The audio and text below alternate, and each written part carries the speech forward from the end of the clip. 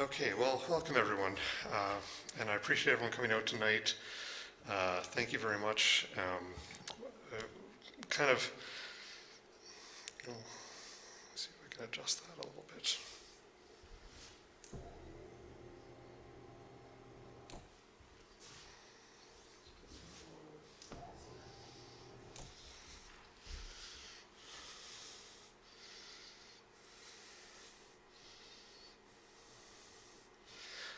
Uh, yeah, I appreciate everyone being out tonight. Tonight we're going to be talking about personal finances. We have quite a few topics to cover. I would like this to be somewhat interactive, where you guys are answering some questions and asking some questions. There's a fair amount of material, so try to keep your questions and answers fairly concise. If you have some longer comments or things that you think I really missed, feel free to email me afterwards. A quick note about the sheets that you should have. Hopefully everyone has a sheet and a pencil. Basically, on the front page is kind of a checklist and a place to put notes. So you can kind of see all the topics we're going to cover. And the idea is, yeah, there's a lot, right, Barb? The idea is that if you think this is something that you want later on to act on, that's what the first little square is. Just put like a little X there or check mark or something, right? No, on the other side. I think that's the right side. Yes. Yeah, so, and then if you want to write some notes down there and say they said something or there was a comment or whatever that was really struck me, then there's a little spot to write notes. Not a lot of notes, right? But if you have something you want to just quickly jot down, that's the idea, is to kind of keep your thoughts organized. And I did ask, and they weren't able to hear Matt's prayer, so I don't know if we have a microphone. Andy, if people are making comments.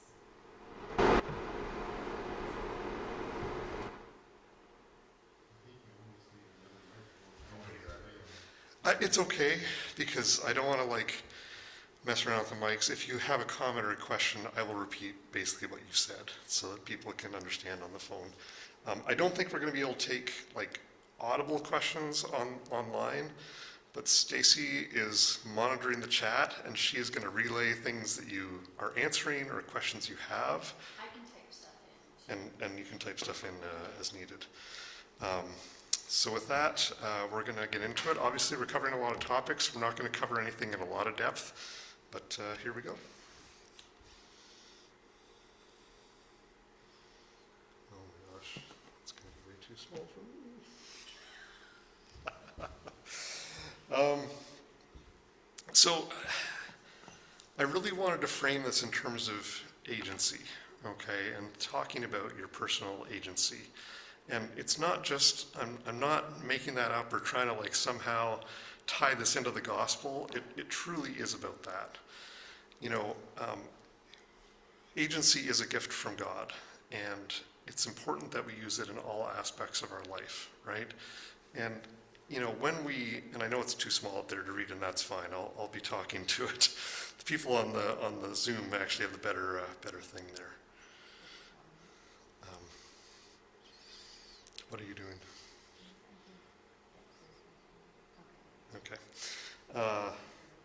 So it's really important that you feel like you're in control and you're able to exercise agency. And all the way through the presentation, we're going to be talking about how can you have more control over your own life and your own finances, right? That's really kind of what we're trying to do. The adversary is always trying to take away our agency, and finances is one way that he is trying to do that, right? So it's often the case that we can feel like our finances are out of our control, or that there's forces out in the world that are controlling them. And there's some element of truth to that, right? We can't ignore the fact that we're sometimes being acted on by forces outside our control. But there's ways that we can get back in control. Definitely, problems are going to arise, and the number one cause of contention in relationships is definitely finances, right? There's other things that can come up, but disagreements around finances is probably the number one thing. And so when we're talking about, how to kind of work through your finances and improve things, for those of you who are married, I see a lot of you out here, it's really important to do that as a partnership, right? And to find ways to reduce contention. So getting to a point where you're feeling like you're in control is obviously going to be tricky and can involve some difficult conversations. But once you get to that point, things will be smoother, right? Finally, the key theme for tonight, as I said, is just how do we get into control of our finances and feel like we're exercising agency in that part of our life. So the first part that I want to talk about, and this is where on your sheet it says basics. We need to see the world as it really is when it comes to our finances, just like in every aspect of our life, right? So we need to be grounded, and we can't live in a world where we don't know what's happening to our financial situation. So, if you don't know what's happening with your finances at a basic level, kind of the rest of this doesn't really matter, right? It's just window dressing, right? So you can't get to where you want to be if you don't have a firm grasp on what is happening. What I mean by that is how much money is coming in, right, from all sources, right? And how stable is that, right? I mean, we can't always predict how stable things are because people can lose their job, they can run into, medical issues or injuries or whatever, like lots of things can happen. But in general, how stable is that income? And for a lot of us, it's stable, but it may not be what we feel like is enough, right? And the second thing is how much money is going out. So how much are we spending on a monthly basis? And then how much does that vary month to month? So sometimes we'll, let's say we have our insurance payments or something for our car are like every 6 months. You need to know that, right? You need to know, well, every 6 months something balloons out and I have a big payment due at that time, right? Or property taxes or, some other expense that comes on a regular basis. So how much is going out and making sure that you keep track of, how much that varies from week to week. Very basic point here, having a bank account is really important, right? So definitely it's a right in Canada to have a bank account, except under exceptional circumstances. The chartered banks and the credit unions are not permitted to refuse you banking services, even if you have no income, even if you have nothing to deposit at the time, unless they're aware of persistent fraud, or they believe that you're opening the bank account for illegal purposes. But other than that, you are able to bank in Canada. So most of us, I would say, do a lot of our income and spending through our bank accounts and credit cards, right? If you're doing a lot of cash transactions, that means you need to keep your receipts and things like that, which can be a little bit messy. But assuming like you've transitioned, like most of us, into e-transfers and paying bills online and doing things with your credit card and things like that, you should be able to get a sense of your financial situation, mostly by looking at your bank account. What's coming into your bank account, what's coming out of your credit card, all that sort of thing. So it's really critical. Just for awareness, youth accounts are available from the banks. Generally have no fees, so it's not like there are banks which will give a bank account to people as young as 0. Okay, I don't know that you need that at that age, right? But most of the chartered banks will at least give you a bank account starting at like 12 or 14, which is a good time to start banking. So if you have a child in your home who's kind of in that age range, it's a good idea to think about setting up a bank account, even if they have little or no money to put in there, because most of those youth bank accounts are free. They have no fees. You're not going to lose anything by having that. And it's a place to kind of watch your money, right? And for seniors, if there's any seniors in the room, you may be looking at your bank and saying, hey, there might be an account that has lower fees or has other special features that are suited to that stage of your life as well. I'm going to go through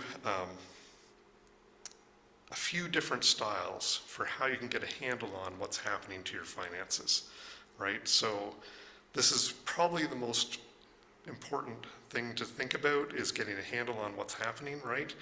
And, it can be, you can take different approaches to it. And it's going to suit different people's lifestyles and their kind of concentration and all the other things, in different ways, right? So the kind of gold standard for this is setting and maintaining a budget, right? So if you're committed to this, this is definitely the best approach, right? Which is like, you set a budget, you watch how you hit that budget, you make corrections, you make a new budget, you keep going, right? So it's hard, right? Usually you start by building a budget by looking at your past expenditures, so looking through your bank account and saying what's coming in, what's going out, right? And trying to build a budget off of that. That's a good place to start. And then after that, you're going to make adjustments to it as you have life events coming up, right? So maybe a child, or maybe you retire, or change jobs, or start back to school. Like, all those things can be built into a budget.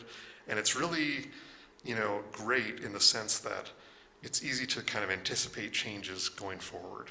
And the other methods we're going to talk about, not as good at that, right? You can use spreadsheets.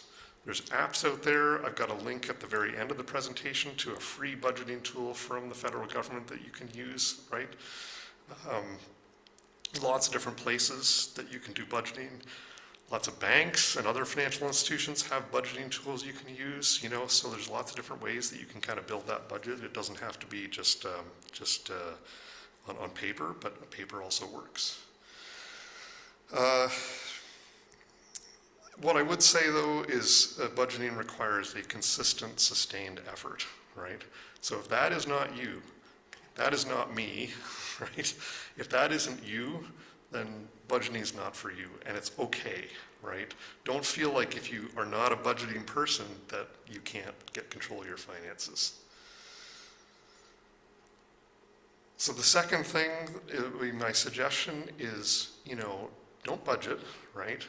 But do review on a regular basis, maybe a couple times a year, like what's happening, right? So that you can feel like, hey, I'm not like careening out of control, right? And this is a good idea. If you feel like you're out of control right now, even if you're going to do something else later, doing this is a good step, right? So, gather together all your bank statements for the last few months at least. Include your credit cards. Don't get too lost in the details. There may be a lot of transactions. Try and bucket them together a little bit, right? Maybe create some categories. We're going to talk more about that in a little bit. And what you're trying to get is a big picture of what's happening, right? So a little bit deeper than just what's coming in and what's going out, but what am I spending my money on? Housing, including, taxes and house insurance and all those sorts of things, right? What am I spending on food? What am I spending on, transportation? Maybe that's, auto insurance and repairs and gas and those sorts of things.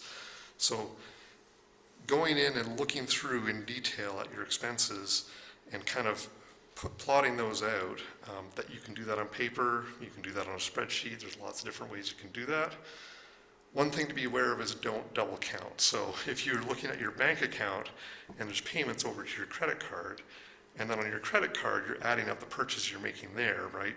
Don't count the money you're paying to your credit card and also count the stuff that's on your credit card, because then you'll kind of be out of whack, right? If you do this on a regular basis, again, you're going to feel like even if you haven't set a budget, you can look at it and say, is that what I want? Is it not what I want? And you'll get a good feel for it, and you can kind of get yourself back into control. Second thing, and it's kind of related, is kind of setting high-level targets for those budget areas. And I just sort of cut and paste. This was from a training program, I think, talking about this a little bit, where they kind of set some targets here or some rough targets that might be helpful to say, hey, am I hitting those targets, or am I, off track on some of those targets? So normal, right, housing, you know, is supposed to be around 35%, 30 to 35% of your income. Right now, that may be out of whack for a lot of people, right, with mortgages where they are and rent being where they are and us living in Guelph. But it's just something to be aware of as a good target. And then just on down the line, they've got some categories here, and you can make your own categories up if you don't feel like these are the right ones for you. Transportation, food, utilities, debt payments, which we'll talk about, what you're saving. Personal and discretion, it just means like anything like entertainment, going out to eat, like all those things that you don't have to do but are fun, right? Or extras, I guess I would say. Healthcare and clothing. So this is kind of like putting a mini budget in place, right? Where you're just saying at a category level, I want to make sure I'm doing what I want to do, but without getting into like every detail. Two things that are kind of a risk here. One of them is that you get too wrapped up in the details and you're counting like every penny, right? That's the opposite of what this approach is. But at the same time, sometimes those pennies can add up.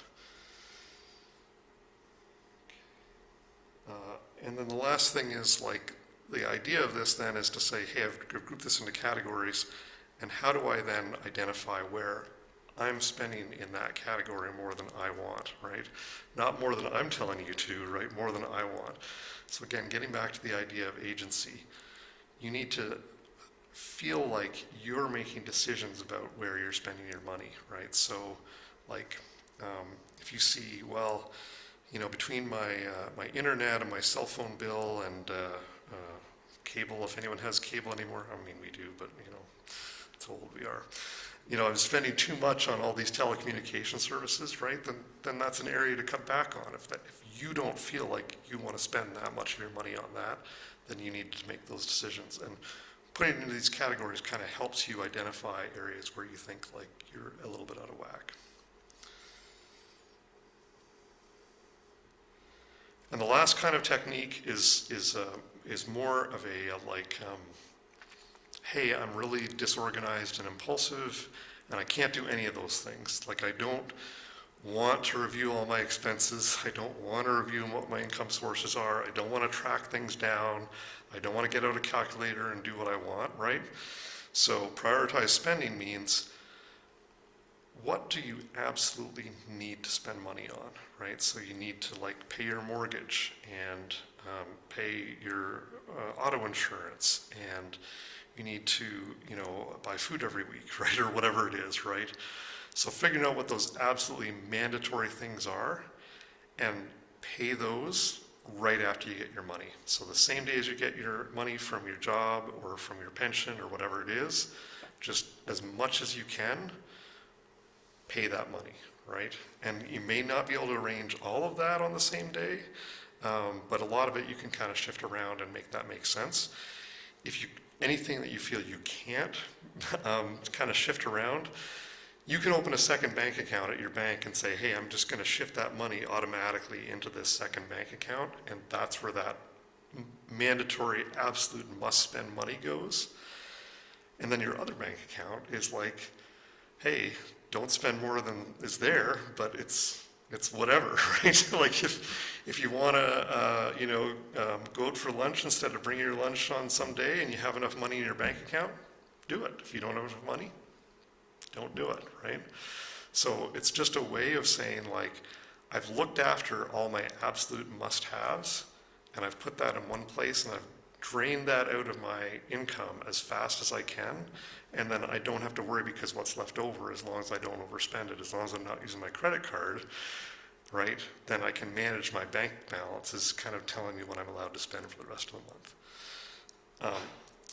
Don't include things in your mandatory spending if they aren't mandatory for you, right? So it's important that when you think about your mandatory spending, you are aligned with what is mandatory for you, and it's not me telling you what's mandatory. It's you deciding what's mandatory. Now, rent and mortgage or whatever are probably mandatory for a lot of us, right? But it's important that you buy into this. And if you put things in your mandatory spending that aren't mandatory, you are going to cheat. you're going to take stuff from your mandatory bucket and move it into, you're going to kind of move it around because you're like, oh, I put money in there, but I don't really need it to be in there, right? And that's where you get yourself into trouble with this technique.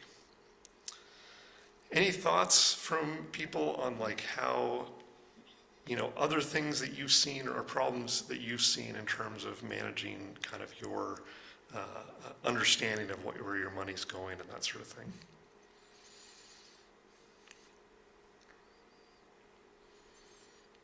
Okay. So I kind of put those down on the sheet. Again, if this is an area where you think you want to do something, don't mark X's beside all 4 of those things. Like choose one, right? Budgeting, if you're able to budget, fantastic, do that, right? One of the other ones, if it's like, no, budgeting is not really my thing, right? Okay. So we're moving on to another topic, and this is strictly about controlling your spending.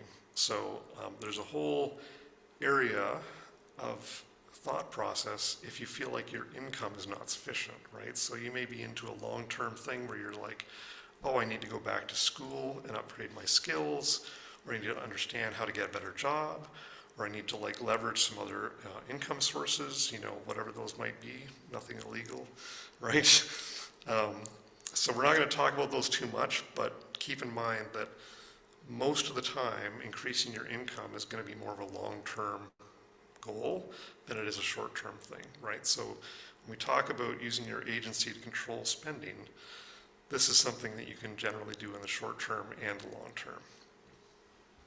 So I have a few thoughts up here around controlling your spending, and then we're going to get into a little bit more detail on a few of these things. So just as a general comment, it really doesn't matter what your financial situation is, right? When I talk about using your agency, what that means is don't spend money on things that you don't want to. I mean, that may sound stupid, right? But I think there's probably a lot of us who like, oh, I signed up for this and they're still charging me, or I'm giving money to this charity because like they bug me and I can't take it and so I just do, right? Or whatever it is, right? There's a lot of cases where we're spending money on things that we actually don't want to spend money on, right? So even if you're feeling safe and secure in your financial situation, it's always a good idea to kind of review your expenses and kind of understand and make sure that you're spending that in the way that you want to.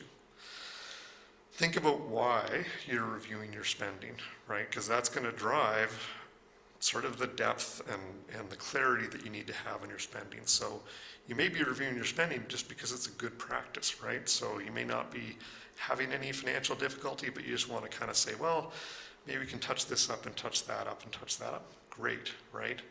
Or maybe you're in a bit of a crisis and you need to dive deep and kind of figure things out, right? And so there's different reasons why you're reviewing your spending. Or you may be saying, hey, I'm not saving for the future right now, and I want to. So I'm going to review my spending so that I can carve out a little bit more, right? So the purpose for which you're reviewing your spending is actually quite important, because that's going to be in the back of your mind when you're thinking about how I'm reviewing my spending. The purpose for it should be clear. Otherwise, you're probably not going to achieve what you want to achieve. So I put an example in here, obviously changes in circumstances. Some of those are predictable, right? Maybe your spouse is pregnant, so you're going to probably 9 months later have a baby, right?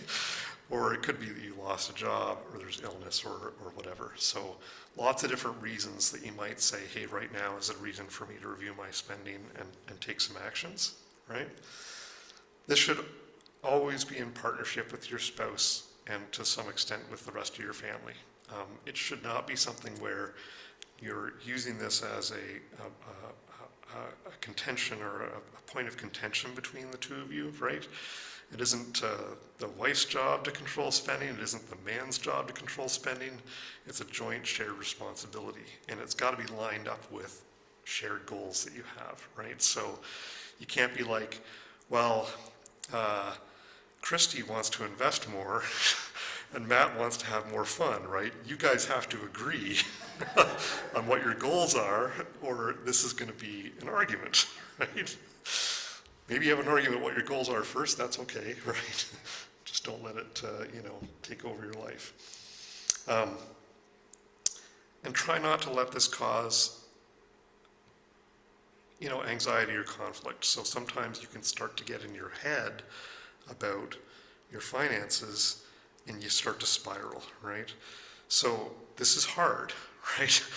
But you need to be in the right frame of mind, and you need to be able to take things one step at a time and slowly. And that's another theme that we're going to talk about repeatedly through this session is, don't panic, calm yourself down, one step at a time. You can take it slow. You don't have to do everything in one night, right? And that's really important. Okay. So this is the high-level topic around how to think about controlling your spending. You want to start with the large expenses. So when we went back earlier and we talked about identifying where you're spending your money, start with the big items. This is an area where, if you don't reduce the big items, it's like they always talk about the federal budget, right? Like if we're spending money on healthcare and defense and whatever else, like maybe you can't, if you don't address those areas, you're not going to balance the budget, right? Same for you as individuals. If you don't look at your big expense areas, you're not going to be able to make the progress that you want. Second thing is understanding where you're borrowing money. So that includes your credit cards, mortgage, home equity line of credit, whatever other, hopefully not payday loans, but whatever other debts that you have in your life, right? You need to understand those things where you are borrowing money. And that may include unpaid or back paid bills where, let's say, a utility company charges interest on back payments. So every one of those things where you're paying interest and you owe someone money, you need to catalog that because we want to pay off those high interest loans as fast as we can and let the low interest ones look after themselves over time, right? Don't make assumptions that you can't reduce some of those expenses, right? So you might think, well, this is my mortgage payment and that's what it is, right? Mortgage rates are coming down. You can renegotiate your mortgage. You can go into the bank and say, hey, I want to change from my variable mortgage to a fixed mortgage or whatever it is. Like there's lots of options. I want to, I've paid off half of my mortgage or something like that, and now I want to extend the mortgage for another 20 years, because I just can't afford the payments right now. You can do that, right? I mean, there's implications for that in the future, but don't make assumptions about those big items in your expense category and think, oh, that's just like set in stone. So some examples around here are like car insurance, your cell phone plan, mortgage payments, utilities, like all these things are areas where there's potential savings to be had. And if you don't, as I said, kind of look at those big rocks as areas where you can potentially save money, then you're kind of missing out on some opportunities, right? And the final thing is that small savings, if you find them in many areas, can really add up, right? So you don't just look at the big items, but that's a good place to start. But then look at the smaller items and say, hey, if I start bringing my lunch to work more often instead of eating at a McDonald's, that's like a huge savings, right? If I start, chipping away at my food bill, it could be a good savings there. And so you kind of add those little items up. That's another area where you're going to see significant progress. When you're thinking about these things, right, like let's say you want to do something about your cell phone bill, right? Now, I don't know who you may be with, right? If you're with Rogers, to take an example, those guys are super friendly, but you're in for like a 3-hour phone call, right?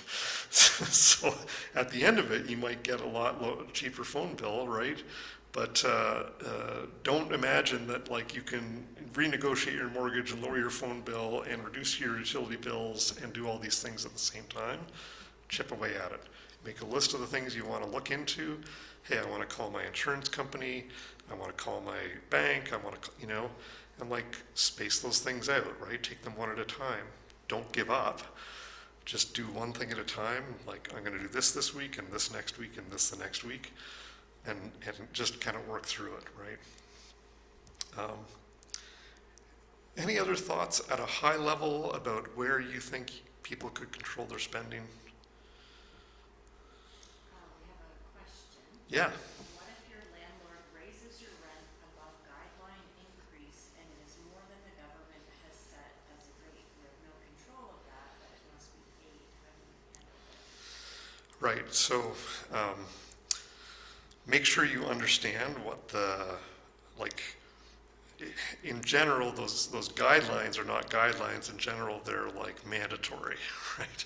And sometimes landlords will raise their rent above the allowed amount without actually getting approval for it, right? So first of all, make sure you've done some research to figure out, like, are they breaking the law when they do this, right? And you know,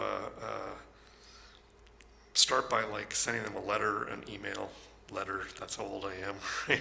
You may need to send them a letter because they may need a written record or your signature on something or whatever that says, hey, like, you know, according to my understanding of the legal, like, whatever Landlord-Tenant Act, like, you're not allowed to raise it this much, and frankly, I can't afford it, right?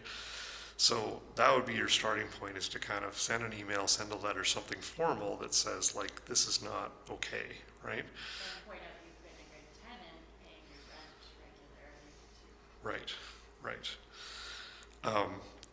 I think the good tenant thing goes a long way, right? Because when you start to tell them you've been a good tenant, right, the implication is, like, hey, I could leave, and then finding another tenant might not be easy, right? Although in this market, that may not be that as much of a threat as you might think it will be.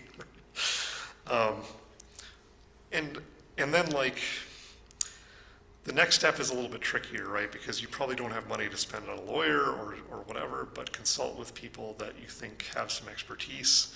Again, Google might be your friend, but, like, I think there's some resources in the city that can help you, that can sort of help you understand, like, is this really a violation that we can go after? And if you cannot afford that rent increase, right, but you know what the guideline or the mandatory or maximum mandatory rent increase is, you can pay that lower amount for now, right? And wait till things kind of play out. And you may owe back rent or whatever. They're not likely to be able to evict you, like, because you didn't pay, you know, 2% of your rent or whatever it is.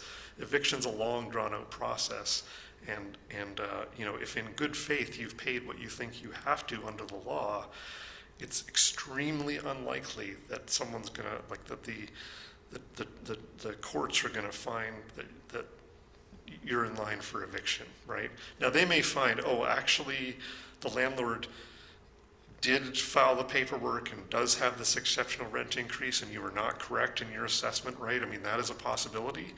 But I mean, all they're going to do at that point is say, hey, you owe the back rent. I mean, which is not a great outcome, but I mean, that's they're not going to evict you, is what I'm trying to say. So yeah, I mean, don't be victimized. Landlords are not all bad guys, and I don't want anyone to come away with thinking that, but they will just put rent increases through to you, thinking that you won't know that you don't actually have to pay that. You might also talk to your neighbors, you know, if you have, if you're in an apartment building or whatever, and see what they're doing, and see, you know, maybe you can kind of band together and maybe consult a lawyer or something like that as well. So, not legal advice, just kind of my sense. You know, my brother-in-law is a landlord in a bunch of different properties that he owns around Ontario, and some of the stories he's told us about, like, ludicrously bad tenants who can't be evicted, you know, over months, right? If you're in good faith paying the part of your rent that you think you owe, you know, you're not in danger of eviction, and it sends a strong message that you're happy to pay what you need to pay, but you're not happy to pay things they're not allowed to charge you. Good.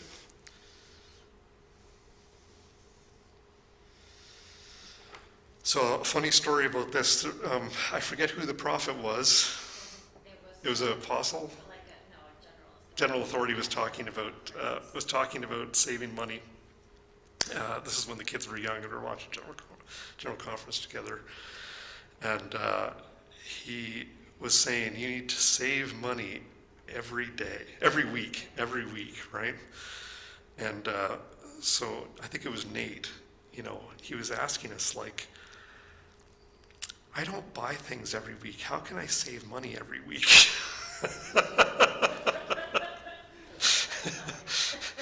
No, no, no. That is not the kind of savings that we were talking about. But here, that's the kind of, we're talking about how to save money on your daily expenses, right? There's a lot of little things you can do that'll make a real difference in how and where you spend your money. Again, this is the idea that you need to feel like you're in control of where your money's going. So a lot of these things may be obvious, but some of them, we still maybe aren't following up on, right? Discount grocery stores genuinely have better prices on a wide variety of items. Ice cream. What's that? Mary was telling us about the peppermint fudge crackle ice cream, that it was $7 at Zehrs and only $3 at No Frills. Wow, yeah, right? So I've pointed out a few here: Food Basics, No Frills, Walmart, right? A lot of people love shopping at Costco. Is Costco a discount store? So they have better prices on quality goods, right? So if you look at the exact same brand, if you can get the same brand and model at different stores, they will have better prices on that. So if that's the brand and whatever that you want, they definitely have better prices on that. But overall, you're going to save a lot of money shopping at Walmart rather than Costco on a lot of items, not on every item. Some items, obviously, you can choose, you can save a lot of money, at Costco or whatever, buying in bulk or whatever it is, your 14 crates of oranges or whatever, right? So it's not a blanket statement, but don't think about, hey, if I enter Costco, I'm getting discounts on everything. If you compare like the exact brand, right, you're going to save money at Costco.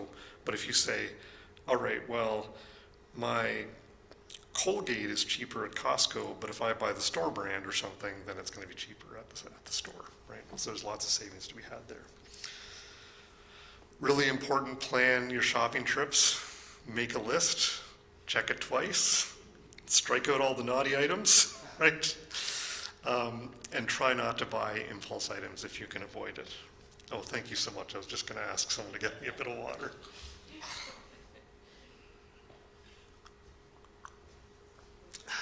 Yes. My kids used to, well, I had a phrase I used on my kids all the time. But a sale is only a sale if it's something I need. Yeah. They would say, oh, look, Mom, this is on sale, we should get it. But I don't need it. We can save money, right? So a sale is only a sale if it's something you need. So sale is only a sale if it's something you need. That is extremely wise, extremely wise. Pay attention to unit prices when you're comparing your prices. So quite often things come in different quantity boxes or whatever, so this is cheaper than that.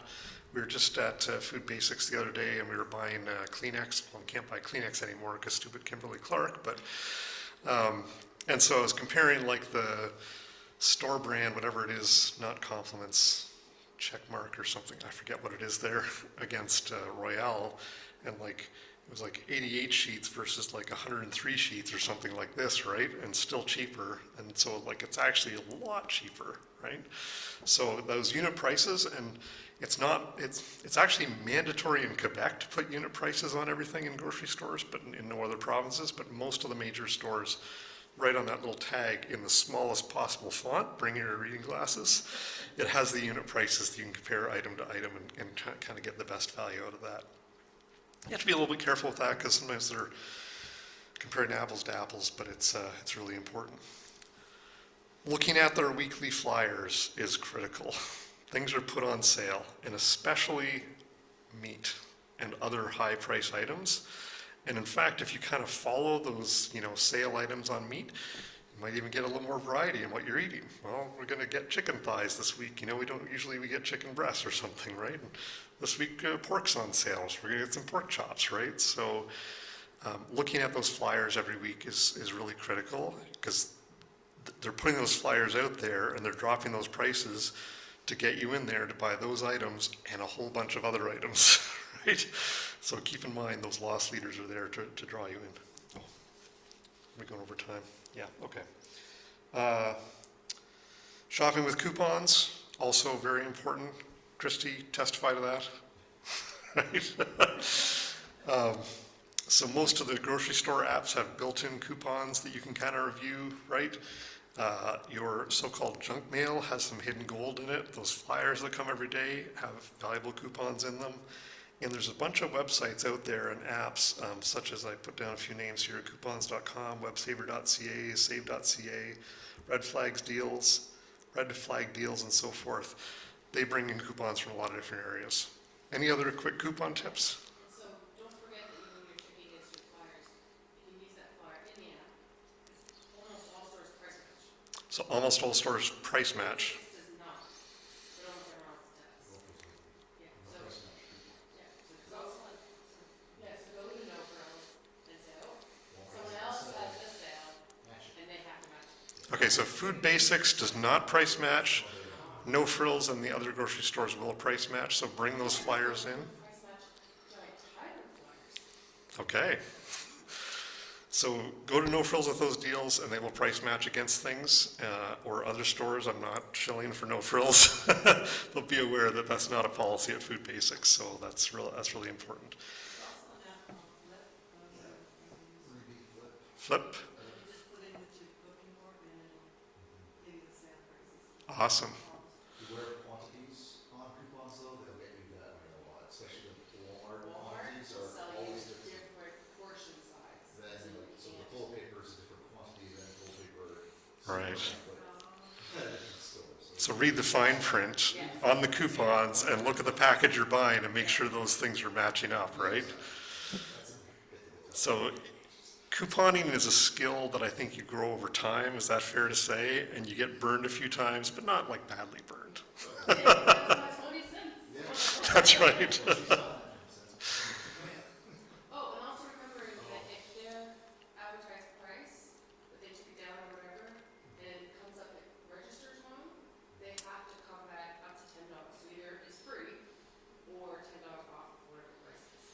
So I've used that many times where on their shelf it says it's $5.99, and then it comes up at $7.99. They have to give that to you for free. One, free. They don't get these all. They have No, to. that's Canadian. They have it free. If they're members of the Canadian League. I got 7 pounds of butter. Nice. Toys R Us sells it. Okay, so Have that on there. the clue here is if the price is wrong at the register compared to what either the flyer or what's on the shelf it says, then they have to match, they have to reduce that by at least $10, which may make it free. So it's either free or if it's bigger than $10, they take off. And some poor price check guy is getting fired, so. Seems kind of mean, but okay, yeah. All right, lots of good ways to save money and just that's in the category of all those little things can add up to substantial savings over time. Some of these things require a lot more diligence. Honestly, flipping through the flyer before you go out shopping, not necessarily that much diligence. Kind of reading all the coupons and getting all the detail, more diligence, but more rewards, right? So again, you may not be like, I'm going to clip all my coupons and carry all that around or whatever. That may not be your vibe. That's okay, right? But at least kind of being aware of where you're shopping and where you can save some money and looking at the flyers and buying the sale meat, on a regular basis or whatever it is always a good idea. And grapes sometimes go on sale too, right? Okay. We're going to talk about saving. In this case, I'm not talking about saving money. I'm talking about saving for the future. Having some savings is important throughout your life, right? And starting early is critical because the deal with saving money and investing is it's going to grow over time. It's not something that you can start late in life and think you're going to be successful in that, right? So putting a little bit of money away, as early as possible. I had a great company. So I was, after I graduated, I was unemployed for about 9 months and was really starting to get a little unhappy with myself. I'm sure we've all been in that situation. But the company I started with, you know, it was a small private company down in Oakville, but the employers wanted to look after the employees, and they had a matching RRSP program, and that's how I first started saving. My mom was super into the Wealthy Barber, so you know, both my sister and I read it, and I think from that moment on, I was, you know, putting away 10% of my income, just as the Wealthy Barber said you should. So that served me really well, and you know, you may not be able to put away 10% of your income. That's a lot for me, a young single guy who had no other responsibilities, and I was living in my sister's basement. That was pretty easy, right? This may not be so easy in your situation. If you can't put away 10%, maybe you can put away 5%. If you can't put away 5%, maybe you can put away 1%. If you can't put away 1%, maybe you can put away $20, right? Like, every little bit can add up over time, right? So there's kind of a couple different things. It's like that long-term savings, you know, opening up your retirement savings early and getting that started, and also short-term savings, right, to handle those little bumps in the road. Unexpected or expected events happen, and having a little bit of savings can save you. It can save you from a lot of trouble. A really important point is that when you save for things, when you save to go on vacation, or save to put a down payment on your house, or save to buy a new car, or whatever it is, interest is working for you. When you borrow to do those same things, you're working for interest, right? So it isn't always possible to save. Sometimes you need to borrow for things. I mean, that's the way life is. But always prefer saving, and you know, that's one of the things that when you're my age, or, you know, talking to our son who's got a great job in Ottawa, like, he's saving like crazy right now, right? He doesn't have a wife and a child and braces and all the things, right? And so he's trying to live in his economical life. He buys his stag chili at Costco every month, and you know, that's his life, and he loves it, right? And he spends his money on the things that he values, right? Going on camping trips and going to see movies with friends and whatever it is, right? He's not spending money on things that he doesn't value, right? We talked earlier about your mandatory categories. Well, consider putting saving as one of your mandatory categories. So consider taking that money out. You know, you've got this is my mortgage payment, this is my $200 for food, this is what I'm saving, this is my tithing, there's my mandatories, right? So get that out of your bank account first, and then you don't have to worry about necessarily managing the money, right, after that. Now, again, going back to that slide earlier, don't put things in that mandatory category that aren't mandatory for you. If you have not decided that saving is one of your mandatory categories, don't put it in there, right? You need to put it in there for things that are mandatory for you at your stage and with what you're going through. The last thing I would say is excessive saving, I don't recommend it, right? So you don't want to get to a point where you're like, I don't like my life, right? Because I'm obsessive about saving all this money. My sister and I both had jobs in high school, and she was like a saver queen, right? She saved everything, you know, whereas I would like shamelessly go out to the bookstore and buy paperbacks to read, right? This sort of thing. And, you know, she kind of looked back on it and said, like, why did I work all those hours at McDonald's and save all that money? And then my first co-op job, like, I made, you know, 4 times as much money as I ever made in that stupid McDonald's job or whatever, part-time sort of thing, right? So, like, you need to adjust your spending and your saving to kind of your income and what you want your life to be like. So obsessing about saving is the same as obsessing about anything. Sorry, we're going a little bit over, but we're getting there. Try to save up for large expenses. We talked about that. Buying a house is probably, for most people, and I include condos and townhouses, whatever it is, probably going to be the biggest savings account in your life, and it's probably going to do quite well, right? So, treat that as an investment, and you can treat that as part of your savings if you want to think about it that way, right? Profits over the years have advised us to avoid getting into debt with the exception of for housing and education. Again, you need to set your own priorities, but that's what the profits have told us. Life insurance and other insurance can be part of your saving plan. So if we think about what is your savings going to do, right? You're putting a little bit away over time, and way down the line when you retire, or shortly down the line when you're going to buy that car or whatever it is, right? You're going to reap the benefits of having earned a bit of interest and things like that, and kind of have that money to spend there. If you run into a serious problem, right, where all of a sudden your income has disappeared, maybe there's been a death or something else happened or whatever, something totally out of the blue, unexpected, you don't have time to save enough money for something unexpected that happens young. I mean, my father, it was after he retired, but he had a stroke at the age of 60, right? And it was a serious stroke, and that's a young age to have a serious stroke that for the remainder of his life, he was never the same person. Those things can happen at any time. That's where life insurance comes in. So having life insurance is really important, and there's other types of insurance that you can think about. Talk to someone about that. It's available right away, so you don't have to save up over time. They've got probability tables that say, hey, you're probably not going to have anything serious happen, so we're not going to charge you a lot when you're young and healthy, and later on it could come in handy. And last of all, your savings should be invested, so you need to do something with that money. Just putting it in your bank account is going to lose money over time. So even if it's a small amount, it's possible to invest small amounts and it'll grow over time. If it's just in a bank account, it's just disappearing over time. Okay.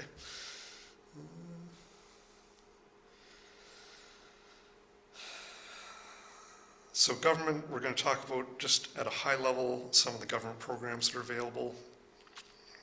You may have different feelings about the government, that's okay. In some cases, they want to give you free money. Don't turn them away. Right? In other cases, they want to reduce your taxes, reduce the money that you pay them, that they take from you, whatever you want to think about it. Don't turn those opportunities down, but approach these things with a clear mind, right? So just briefly, I would say always make sure you file your taxes. Something I was not good at a number of years ago. Sometimes it would be a couple of years between me filing my taxes. And I thought, oh, I don't owe anything. The government owes me money. I can take my time. Really, really stupid way to think, right? But sometimes I was quite late in filing my taxes, right? But always file them, especially right now where if you have not filed your taxes, you're not getting those carbon tax rebates. You may not be getting GST rebates you're entitled to. Whatever it was the government just announced about the GST recently, you may not be getting those. If you file your taxes, the government knows your situation and they will send you money, which is pretty awesome, right? RRSPs. So briefly, RRSPs are a way to save money for retirement, Registered Retirement Savings Program. It reduces your taxes now. If your income is not such that you're paying taxes now, RRSPs are not necessarily going to reduce, anything, right? So you may be in a category, a lot of people, their income and their deductions, whatever, means they're not really paying income tax. That may not be the right thing for you necessarily. But also any investments that are in your RRSP, you don't have to pay taxes on that as they go up or down, they sell or whatever. It just kind of sits there. And then you pay tax on that money when you take it out after retirement. So no taxes on that money now, taxes later on the full amount when you take it out. So the theory is when you're earning a lot of money during your productive years, your taxes are higher. When you're retired, your taxes are lower. That's the theory. Whether that's true or not for you, we don't know. Tax-free savings account does not reduce your taxes now, right? but things grow inside that account without paying taxes on it. And when you take the money out of your tax-free savings account, including that increased amount, you don't pay tax on that money then. So RRSP and TFSA are like opposite, right? One reduces your taxes now, one reduces your taxes later. And they're both, you can use both at the same time and they don't affect each other. They're totally independent programs. I mentioned about the Canada Pension Plan, really nothing to say here other than depending on the Canada Pension Plan alone to fund your retirement is not necessarily going to get you where you want to be in your retirement, but it is based on, at the end of the day, it's based on your average income over your whole work lifetime, if you will. Registered Education Savings Plan. So this is putting money away for the education of your children or grandchildren, right? There's limits to how much you can put in here. This is one of those programs where the government wants to give you free money, right? So they will take your contributions and in general terms, there's some details that are in here, but in general terms, they'll give you for free 20% of what you contribute to that, as long as later on you use it for educational purposes. So free money, we like free money from the government, right? Also, it's pretty flexible what those educational things are later. So don't think, oh, my kid's not going to university, so I don't need to put money in RESP. They can use that for a college program, for certain types of certificates, like lots of different things you can use that for. You can roll it over into like your second child, like there's lots of things you can do there. You can open them for, I think, grandchildren and different things like that. So that's the second thing. First Home Savings Account, FHSA, is a pretty new program. Not everyone's aware of it. This is for purchasing your first home, or if you haven't owned a home in, 5 years or something like that. This is a great program, right?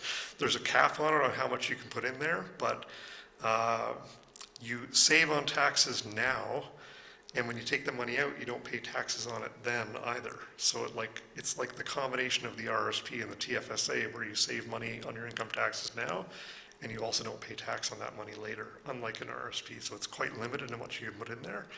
But the government's really trying to encourage people to save money for their down payment so that they can later purchase a house. And some of that money rolls over. It only rolls over a year or so or whatever, and there's a limit on what you can do, and you have to be 18 to start one, I think. There's a bunch of different conditions you can look up. But this is a really great program to help people save for their down payment. And open it by December 31st, even if it's just with $100, because then you can backfill it later, that's right. Not too much later, but later. And finally, Registered Disability Savings Plan. I think a lot of us have disabled people in our lives. If it's not our own child or a niece or a nephew or grandchild, whatever, these are a great program again. To assist in stabilizing the long-term financial situation that your disabled child has.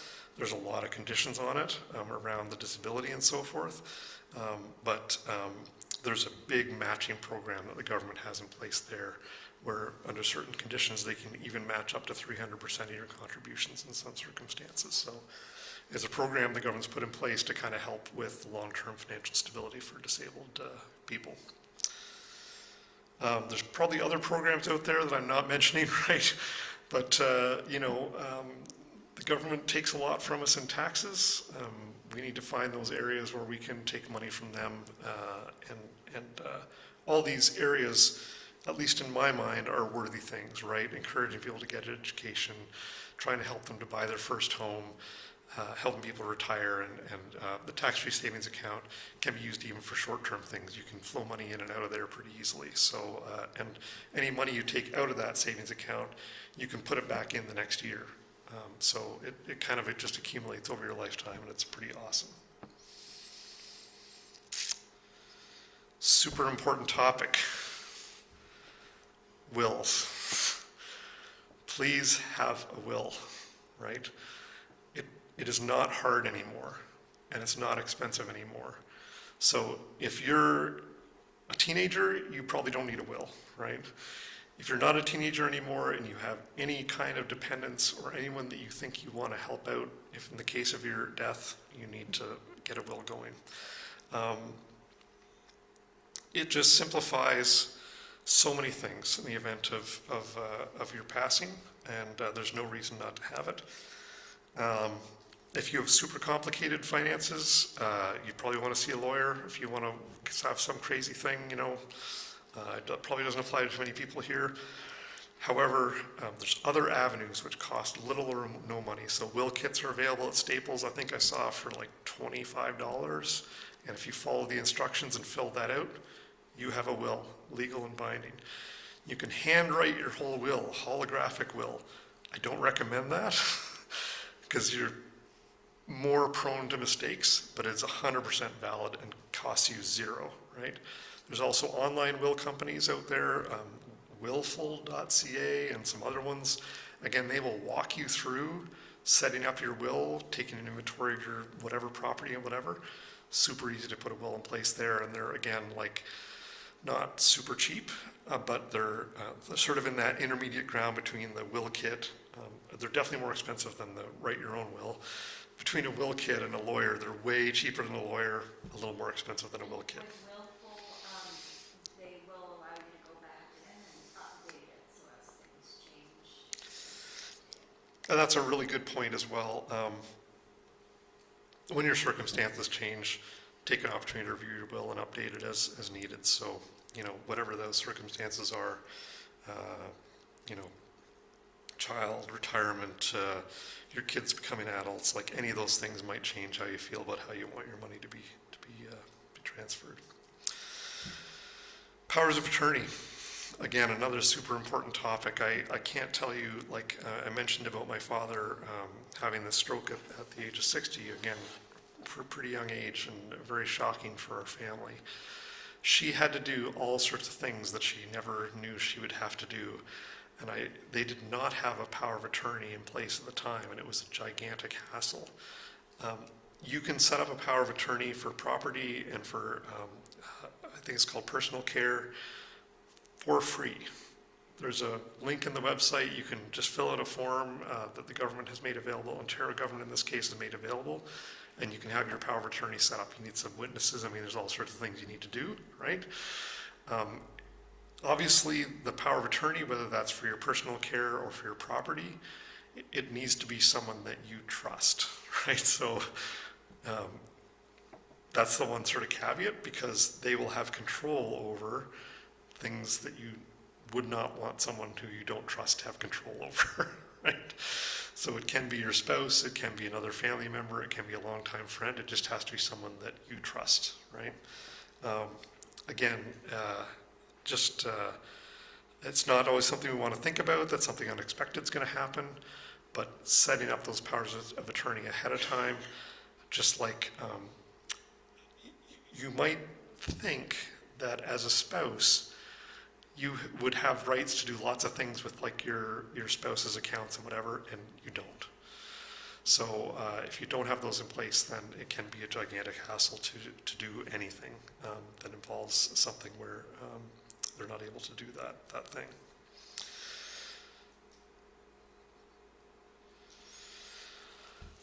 Second last section. The last section is really short. Avoiding fraud. So this is an area that, I personally am aware of myself, and I know of many people who have been defrauded large and small sums, right? I work in the industry, right? I work in IT, and I can tell you on 2 occasions that I was caught by that. So on one occasion, it was an email that our company sends out to like test us, and I fell for it, right? Not fired though, so it's okay, right? Lesson learned, right? And another case, like I fell right into it. I was Googling a solution to a problem and ended up doing something just idiotic. No consequences on that one, but it could have been a serious issue. And the last thing, again, personally, that we were engaged in fraud was somebody was able to hack into our Canada Revenue Agency account, and they stole, what was the curb? It's like they... CERB or whatever it was. So it was like $2,000, $4,000 in total. They made 2 CERB grant withdrawals. And so eventually I was able to get that back, but I think I was talking on the phone to people for like 9 to 12 months to kind of work that out. And, you know, They didn't get served, they applied and it's. no, someone else hacked in and applied for the money and sent it to their own bank account.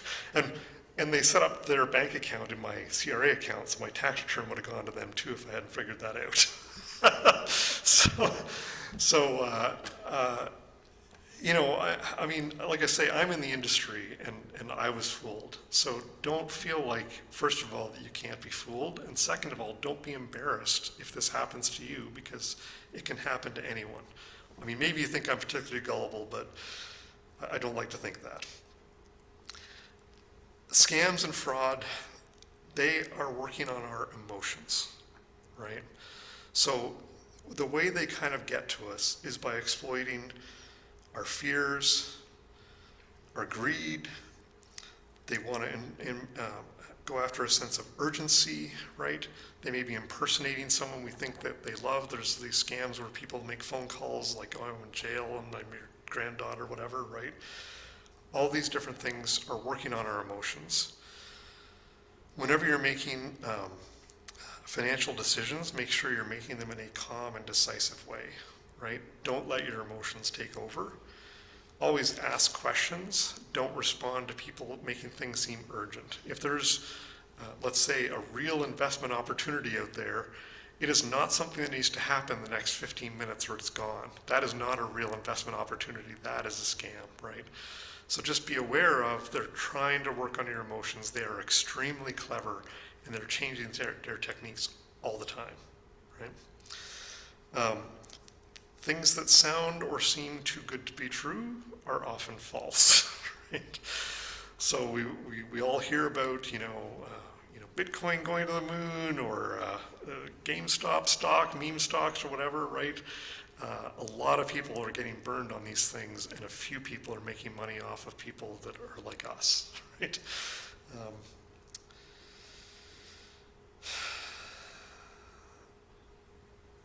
Yes. I also notice a lot during the Christmas season, you will get a lot of notices about your missing package or delayed package from every company out there, because they're assuming you are shipping with someone, right? Right. 95% of the time, even if you have someone with UPS, but no, like, they know when to hit you, they're assuming you're just like, oh yeah, I know your packages. Yeah. And that's it. So the comment was made, especially around this time of year when people are shipping packages, there's a lot of fraud around getting to click on links relating to tracking your packages, right? And sometimes it's very hard to figure out that this is not from UPS or from Canada Post or from whoever. It's probably not from Canada Post right now, I'm sorry. Actually, scam right now is Is it? one that's delayed, they're saying to check online, and then Okay. for payments. It's actually a new scam that's really started. So, yeah, absolutely. No, I mean, my comment on that is 100% for sure. People will exploit any time of year, anything that's going on, anything that's in the news, they will exploit that, and you'll get texts and things on your, messenger accounts, like all sorts of different arenas, emails, pop-up windows coming up, all sorts of things that are out there to kind of trip you up. I put a bunch of things in here. I think they're a little bit too small to read probably. Checking the transactions on your accounts regularly. Again, this isn't the same as what I was talking about earlier, where you're like adding things up and categorizing. That's a lot of work. Just going through your credit card, going through your bank statement and saying, do I just recognize those transactions on a regular basis? Very important. Minimize and I should say I got a lot of these tips from Sherry Pocket. This is what she does for a living for Kindred Credit Union. She knows everything about everything here. Minimize the amount of personal ID that you carry around, because they want to get your ID and use it to do lots of things, take out loans on your behalf that you don't know about, lots of different things like that. Don't choose obvious or easy to guess PINs and passwords.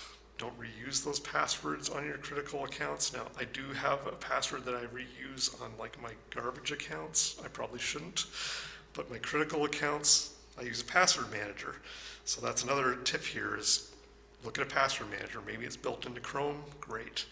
Maybe LastPass or One of the other ones, a reputable password manager that will generate random passwords that are impossible to guess and fill those in for you, right? Good idea to do that. If you're not able to do that, then, make sure you're choosing very difficult to guess passwords. Yeah, Rod? One thing that concerns me moving forward is with AI, some of the stuff I've been reading about AI is that it's so powerful, soon it will be so powerful that it can de-encrypt everything. So our passwords will no longer be safe. So I don't know what's going to happen, probably in the next year when AI really hits the Maybe more. financial industry. Yeah, so Yeah, that might be. So Rod is just mentioning, for those on the phone, just the advance of technology, and he mentioned AI, and I would add on to that quantum computing, are things that are going to potentially allow the crooks to decrypt passwords and impersonate things in ways we don't expect, and improve the quality of the scams in general, right? So it's only going to get tougher out there, I'm afraid. Be suspicious of unsolicited emails and texts. If you don't know the person, it's probably not real. Never share personal information, never share passwords, never share PIN numbers over the phone, social media, texts. Legitimate companies will never ask for your password or your PIN over the phone or over any other medium. If they're asking for that information, for sure it's a scam, right? Don't agree to share your screen with other people, to give them control over your computer. What's the name of the company? AnyDesk. Do not install AnyDesk, right? So someone's, I tech support, I can help you with your virus problem, right? Just install this software and click on agree. Do not agree, right? Very, very common. So again, don't be embarrassed if that happens to you. It's very common, but don't do it. Pop-ups, watch for spelling and grammar mistakes. I think those are going to get to be less and less as the AIs take over generating those messages. I think those are a lot of the things that I would mention, and all those things are on the back of your sheet there as well. If you do get involved in a fraud situation, right, some steps you can take. First of all, again, don't try and hide it or be embarrassed. Just acknowledge it. It happens to everyone. It happens to me. It probably happens to many of you. I don't know, right? But take action, right? Contact your bank and other financial institutions. They can probably stop fraud in progress, right? Make a list of the things that you think that they got a hold of, what accounts got compromised, that sort of thing, and kind of work down that list. Don't panic, right? If you feel yourself starting to panic and getting overwhelmed, just take a break, calm yourself down, and get back into it, right? A lot of these things can be fixed over time. Some of them can't, unfortunately. But getting yourself into panic is going to make things worse. And be wary of people who say they're going to help you with the fraud if you don't know that they're from, let's say, your bank, right? Because the secondary fraud kicks in. I mean, as soon as you're a victim of fraud, you're on their list of someone who can be victimized by fraud, and they send in the second goon squad to try and get you, doubly or triply or whatever, right?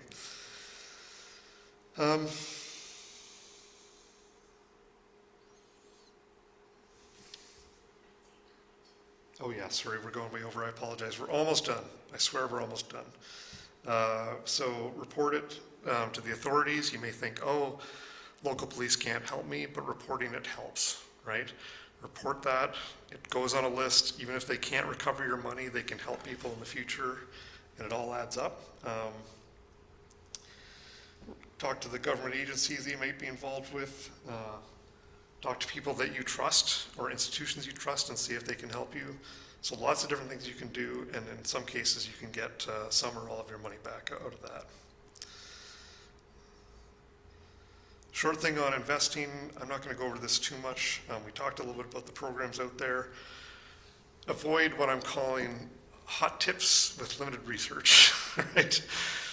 Lots of people out there want to sell you hot tips. They're mostly trying to get you and victimize you, and especially when it comes to crypto, right? There's a whole category of fraud out there known as pig butchering schemes that involve sending money to crypto because they know you can't get your money back, right?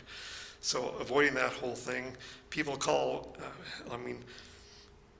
people want to make you think that you're investing in cryptocurrencies, but basically the entire cryptocurrency market is what I would call speculating. When you're investing, you're putting money into a company. You're maybe loaning them money through a bond, or you're investing in that company by buying stocks in that company, and you're helping to grow that company, hopefully, right? Give jobs to other people, increase, let's say, manufacturing or some other industry, right? And in return, you're making some money. Great. Crypto is all just like basically a casino at this point. Maybe at some point it'll be more legitimate, but right now, stay away. Educate yourself. Lots of financial and other institutions have free courses out there, webinars, podcasts that you can learn about what to do. Your bank can give you some sound financial advice. They don't always have the best investments, and they may have high fees, but it's not necessarily a bad place to start. Most people are not in a position to follow the stock market closely. Buying individual stocks and bonds and things like that is probably not where you want to be. So doing things like investing in ETFs, which have relatively low fees and can kind of broaden your exposure out, is probably a better approach. But find some place to get good, solid advice on this, right? And do the work to kind of say, hey, I want to get into something stable that's going to help me in the long term. That's the key, is investing for the long term, and don't think that you suddenly are going to become the genius of Wall Street and are going to time that market and make all your money in that area. Very, very high level on investing. Last topic I want to touch on, I swear, make sure you're enjoying your life, right? So we talked a lot about personal finance. Some of this is to kind of get out from under and seize control and exercise your agency in your finances. That's gonna help. We're intended to have joy in this life, right? We can find joy in building and growing healthy relationships, right? It's not about having more money. It's not about having a bigger car. It's not about having the fanciest vacations, right? It's growing and building those healthy relationships. So don't blow up your relationships so you can have more money, right? That is the exact opposite of what is going to bring you long-term joy. Happy and fun experiences can be had with relatively small amounts of money. It may require a little more creativity and a little more planning, but you don't necessarily have to spend a lot of money to have great, memorable experiences with your spouse, with your family. Managing your finances is a partnership with your family, and in particular with your spouse. I've talked about this before. You need shared goals and need to avoid bringing that into conflict. You can have disagreements, right? That's okay. And you can work through those disagreements bit by bit, right? You may need to take some time to do that. But having those shared goals and approaching that as a partnership, that is what's going to bring you long-term happiness, right? Building relationships, not tearing them down.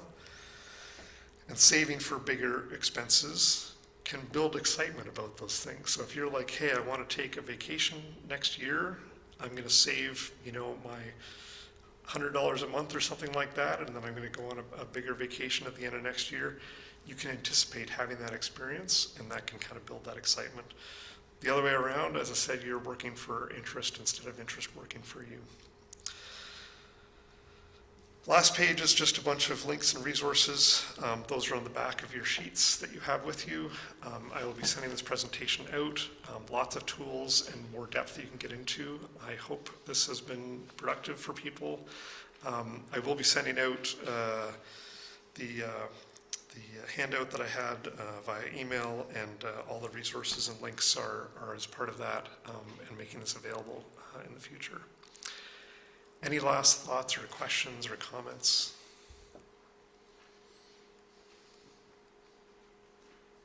Great. Well, again, I appreciate everyone here. Barb, would you be able to say a closing prayer, and you can offer a blessing on the food, and thanks to everyone on the line as well for your participation tonight. Our Father in heaven, thankful for this opportunity we had to attend this fireside that was presented to help us be in charge of our finances and to have control and be able to improve our life and our situations. We ask you to help us to make good choices and to find ways that we can take charge of our lives and be able to be happy and enjoy this time we have here on this earth. We ask for a blessing upon the food, that it might be nourishing to our bodies, and that we will have a safe trip home. And these things we pray for in the name of Jesus Christ. Amen. Once again, thanks to everyone, and thanks to everyone on Zoom today, and thanks for your patience in me going over well, quite a bit. But I hope there were a few things you find to take away with you. Thanks.